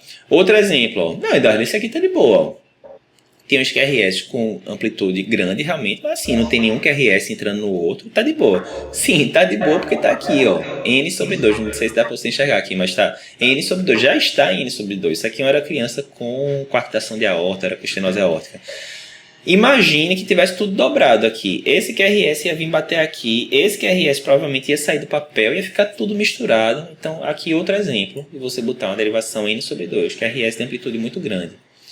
E aqui o outro extremo, né? Esse aqui paciente que eu vi na UTI, que tinha 300 quilos, pré-op bariátrica, super complicado e tal. Então, veja, uma baixa voltagem muito importante. Depois a gente vai dizer critério de baixa voltagem e tal, mas aqui tem uma baixa voltagem clara. Por quê? Porque tinha um panículo adiposo muito grande entre o coração e o eletrodo. Qualquer coisa que aumente a distância entre o eletrodo e o coração vai diminuir a amplitude do QRS. De forma contrária, qualquer coisa que diminua, como é a criança com parede torácica muito fina, vai aumentar. Então aqui eu posso ficar em dúvida, tem onda P, eu não estou em dúvida ali, qual é a amplitude do QRS, tá? Faz um 2N, porque vai ficar tudo com amplitude dobrada e vai ficar mais fácil você enxergar. Simples assim. Então, quais são os dois primeiros passos para a gente interpretar um eletro? Primeiro passo, identificação. Tem que ver idade, sexo, biotipo, quadro clínico, etc. Segundo passo, padronização. Tem que ver se está N, ou seja, um quadradinho equivale a 0,1 mV. E se está na velocidade normal, 25 milímetros por segundo. Agora a gente vai botar alguns exemplos para você colocar lá no ABCDS se está normal, se não está, se a padronização está adequada, se não está, para praticar. Vamos lá.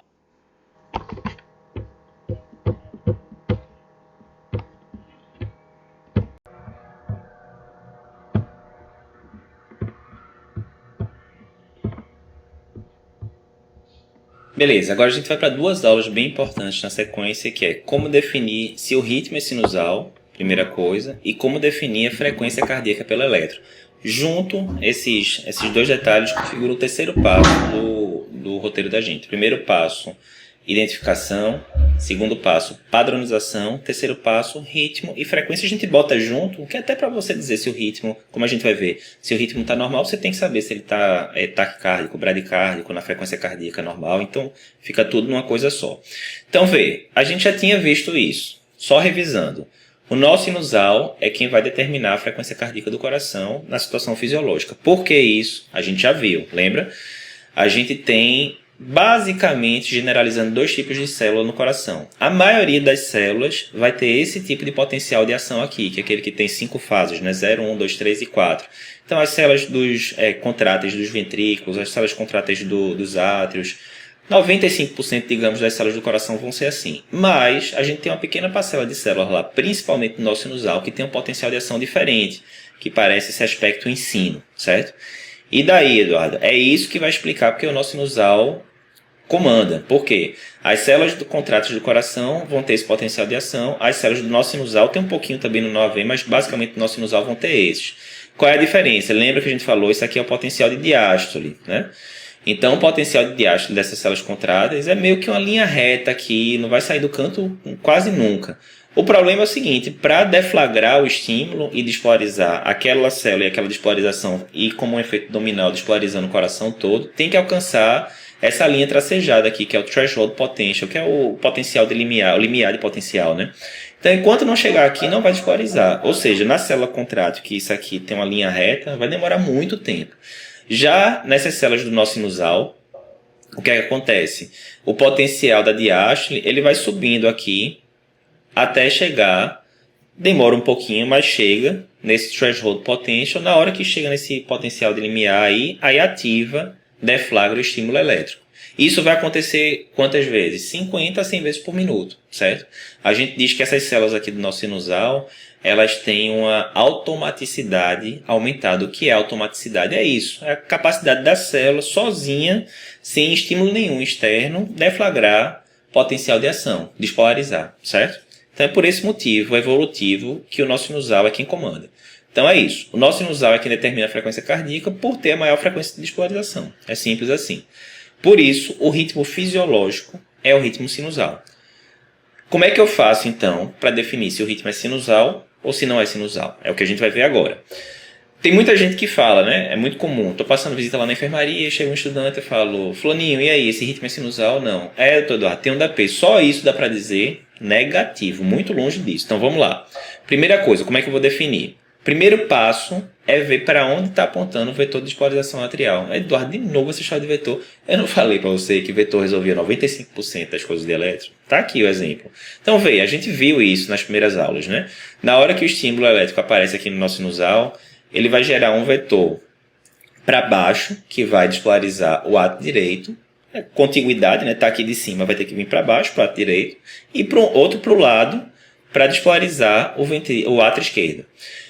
O resultante desses dois vetores aqui, lembra que a gente viu isso? Tem um vetor apontando para o canto, outro vetor apontando para o outro. Posso fazer um vetorzão que resume tudo. É um vetor apontando para cá, né? De cima para baixo, da direita para a esquerda do paciente. Lembrar que é como se o paciente estivesse de frente para mim, né? Então tá aqui, átrio direito desse lado, átrio esquerdo desse lado. Então, o vetor aponta mais ou menos para cá. E daí? E daí que, para ser sinusal, o vetor da onda P tem que estar apontando para baixo e para a esquerda. Nesse quadrante aqui, ó, entre 0 grau e 90 graus. Eduardo, não era de menos 30 a mais 90 agorinha. Veja, aquilo ali, cuidado para não misturar, aquilo ali era QRS. QRS é ventrículo. Agora a gente está falando de átrio. Átrio é onda P. Então esquece QRS, agora a gente está falando de átrio. Se está falando de átrio, a gente está falando de onda P, certo? Ah, Eduardo, eu vi em algum canto dizendo que átrio também podia ir até menos 30. Isso varia realmente literatura para literatura, mas vamos simplificar a coisa. Tem que estar aqui, entre 0 e 90. Primeira coisa é essa. Aí vamos praticar, certo? Estou com esse elétron aqui. Esse elétron aqui, a onda P, tem morfologia de P sinusal? Tem, ó. Olha aqui, D1, onda P positiva. Olha o AVF, onda P positiva. Por que eu estou olhando D1 e AVF? Justamente por causa disso. Se a onda P vai estar aqui entre 0 e 90, obrigatoriamente ela vai ser positiva em D1, obrigatoriamente ela vai ser positiva em AVF. Então aqui beleza, ó. Onda P positiva em D1, positiva em AVF. Parece sinusal, gostei. Próximo, aqui ó, D1 está aqui, positivo em D1, beleza. Positivo em AVF, faz sentido também, gostei. Próximo, D1, não estou vendo direito, sinceramente. E aí quando eu chego em AVF, nitidamente negativa. Opa, aqui já não é sinusal. Tem alguma coisa estranha aí no meio, certo? Não está ali para aquele quadrante para baixo e para a esquerda. Aqui não é sinusal. Certo? Então, beleza, Eduardo. Olhando então, onda P é positiva em D1 e positiva em AVF, agora sim, posso dizer que é ritmo sinusal. Certo? Errado. Não é tão simples assim não. Por quê? Vê esse caso aqui, ó. Onda P positiva em D1, beleza. Onda P positiva em AVF. Se abraçou, é tetra, é sinusal. Não. Quer ver? Olha o que acontece, ó. Aqui eu tenho uma onda P, depois de um tempo eu tenho QRS. Aí depois eu tenho uma onda P aqui, não tenho nada depois. Aí depois eu tenho uma onda P que está emendada com QRS, depois eu tenho uma onda P, não tenho nada, onda P, um QRS. Ou seja, tem alguma coisa estranha aqui no meio, concorda? A analogia que a gente faz é o seguinte, o nó sinusal é como se fosse o maestro da orquestra. Imagina aí. Tá lá o maestro, aquele bocado de músico, cordas, metais, não sei o quê. O maestro, tem gente que acha que ele não faz nada, mas faz muita coisa.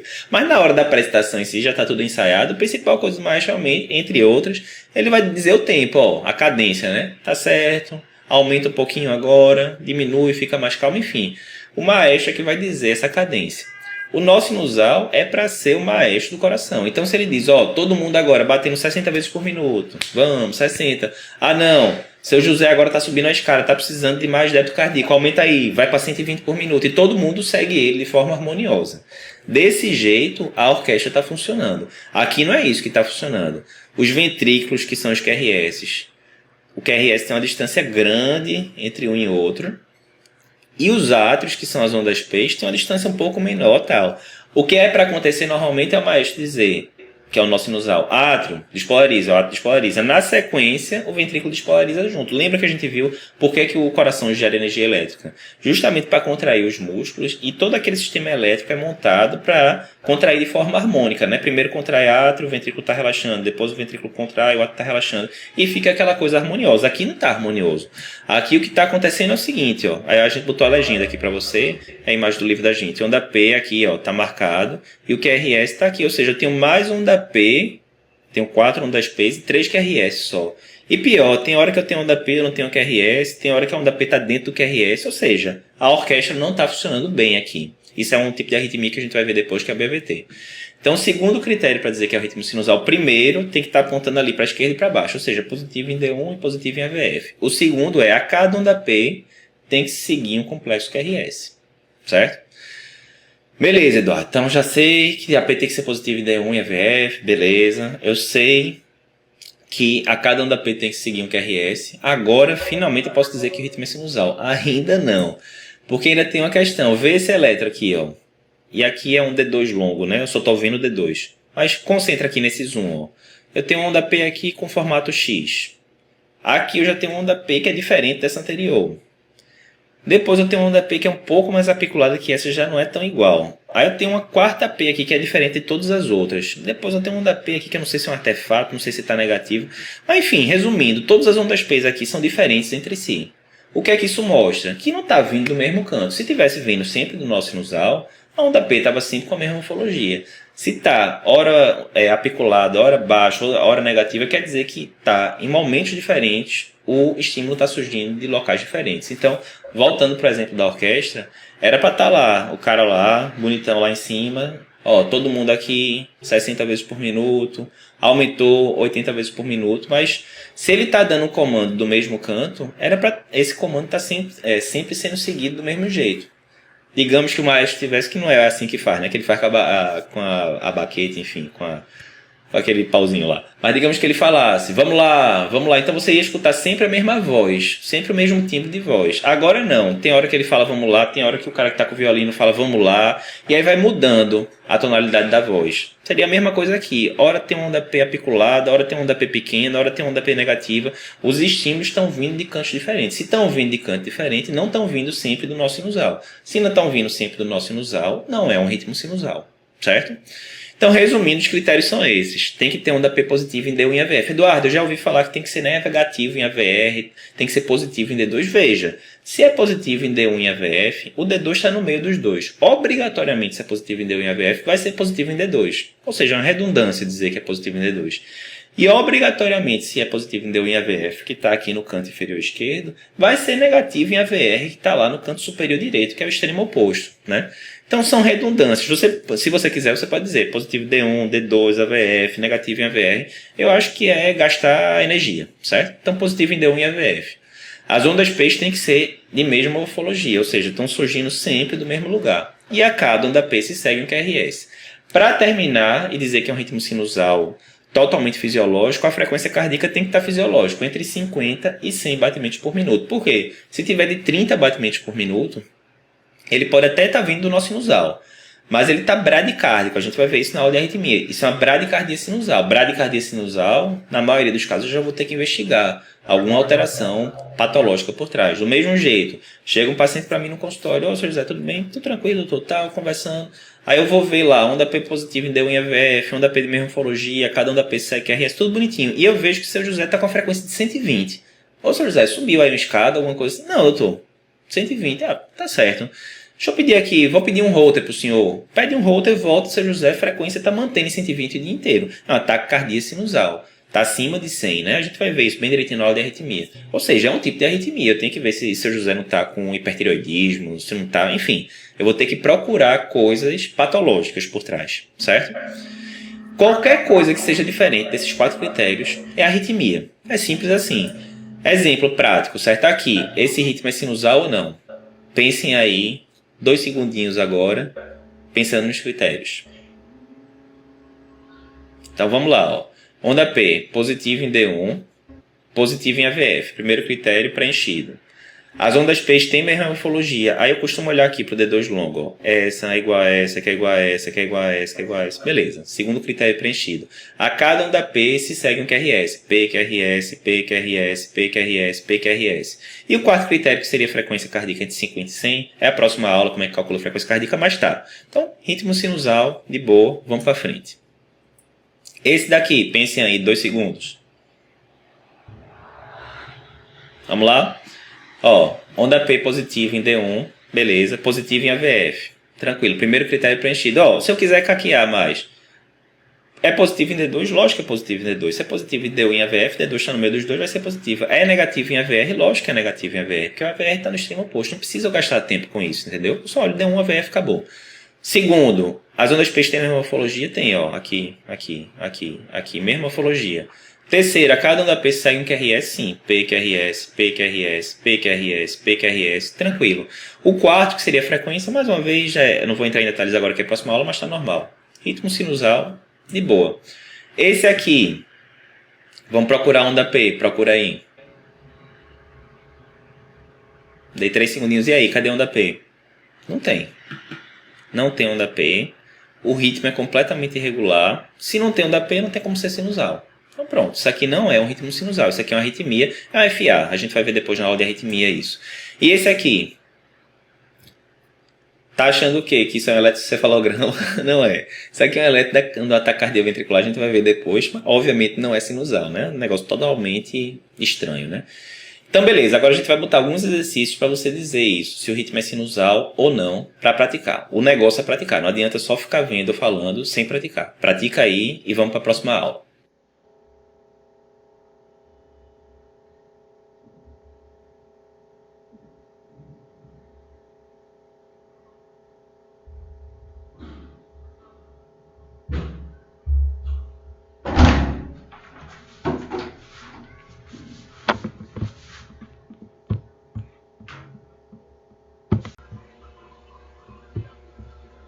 É o seguinte, como definir a frequência cardíaca pelo eletro? Aí veio, vamos pensar no exame físico, como é que a gente conta frequência cardíaca pelo exame físico, né? A gente palpa ali geralmente em 15 segundos, né? Ou 30, vê quantos batimentos teve naquele intervalo e depois multiplicar. Contei 15 segundos, tem 20 batimentos. 15 segundos é um quarto de um minuto, então 20 vezes 4, 80. É isso que a gente faz. Mas daria pra gente fazer também assim. Daria pra pegar... tô com muita pressa aqui e tal, e alguém tá me dizendo já que o ritmo do paciente é regular, tudo bonitinho. Eu posso pegar ali, tipo, 2 segundos, 3, ver qual é a distância, entre aspas, em tempo, né? Entre um batimento e outro, multiplicar. Por exemplo, alguém me disse que entre um batimento e outro tem 1 segundo. Olha, se tem 1 segundo para chegar ao próximo batimento, em 60 segundos, né, que é um minuto, eu vou ter 60 batimentos. O princípio é basicamente esse. Então, quando a gente vai para o eletro, é a mesma coisa, certo? Porque, vê, a gente sabe qual é a velocidade do papel, certo? A gente sabe, pela padronização, que o papel ele vai percorrer 25 milímetros em 1 segundo. Ou seja, se 1 segundo tem 25 milímetros, 1 minuto vai ter o quê? 25 vezes 60, 1.500 milímetros. Beleza. E daí, né? O que é que isso vai me dizer? E daí é o seguinte, para saber a frequência, basta ver quantos quadradinhos separam um batimento do outro. Exemplo. Peguei esse eletro aqui, certo? Eu vou dar um zoom bem grande. Quantos quadradinhos tem? Dá para contar aqui, né? 1, 2, 3, enfim. Eu já contei para vocês para facilitar. Tem 20 quadradinhos, certo? Vê, se eu dissesse que entre um batimento e outro, que eu estou palpando no pulso, tem 1 segundo, eu falar, beleza, tem 1 segundo de distância, né? Não é medida de distância, é medida de tempo. Tem 1 segundo de distância, então se demora 1 segundo, em 60 segundos vai ter 60 batimentos. Aqui é a mesma coisa. Eu penso, 1 minuto tem 1.500 quadradinhos. Se a cada 20 quadradinhos eu tenho um novo complexo QRS, uma nova despolarização, é só fazer regra de 3. Se demora 20 quadradinhos entre um complexo e outro, em 1 minuto, que tem 1.500 quadradinhos, eu vou ter quanto? Aí faz uma regra de 3. Basicamente, dividir 1.500 dividido por 20. Vai dar 75 batimentos por minuto. Simples, é regra de 3. Simples, certo? Aí vem uma coisa importante, porque muita gente decora isso, né? A fórmula é 1.500 dividido pelo número de quadradinhos. Decorou. De onde é que vem esse 1.500? Rapaz, tem a menor ideia. É a coisa mais simples do mundo. A velocidade não é 25 metros por segundo. Por segundo. 1 minuto tem 60 segundos, 25 vezes 60, 1.500. É só isso, não precisa decorar. Você até consegue deduzir a fórmula na hora, se esquecer. É 1.500, é 1.400, pronto, deduz na hora e pronto. Beleza, Eduardo, entendi. Mas não tem uma forma mais rápida não, mais bola na rede da gente calcular isso. Não tem. Vê. Aqui a gente viu já 20 quadradinhos. Mas 20 quadradinhos é a mesma coisa de 4 quadradões. Porque cada quadradão não tem 5 quadradinhos, né? É esse conceito. Então, em vez de eu ficar contando 1, 2, 3, que demora, eu posso ver por quadradão, muito mais rápido. 1 quadradão, 2 quadradões, 3 quadradões, 4 quadradões. Pronto. E aí vai ser a mesma fórmula. O único conceito que vai ser diferente que agora é o quê? 1 minuto tem 300 quadradões. Óbvio, né? Se 1 minuto tinha 1.500 quadradinhos, um quadradão tem 5 quadradinhos, então 1.500 dividido por 5 é 300. Aí é só fazer a conta, é até mais fácil de fazer de cabeça, correto? Vê, 1.500, é porque estava certinho, 20, né? Era o número mais tranquilo. Mas digamos que fosse 1.500 por 17. O cara não consegue calcular de cabeça. Eu, pelo menos, não consigo.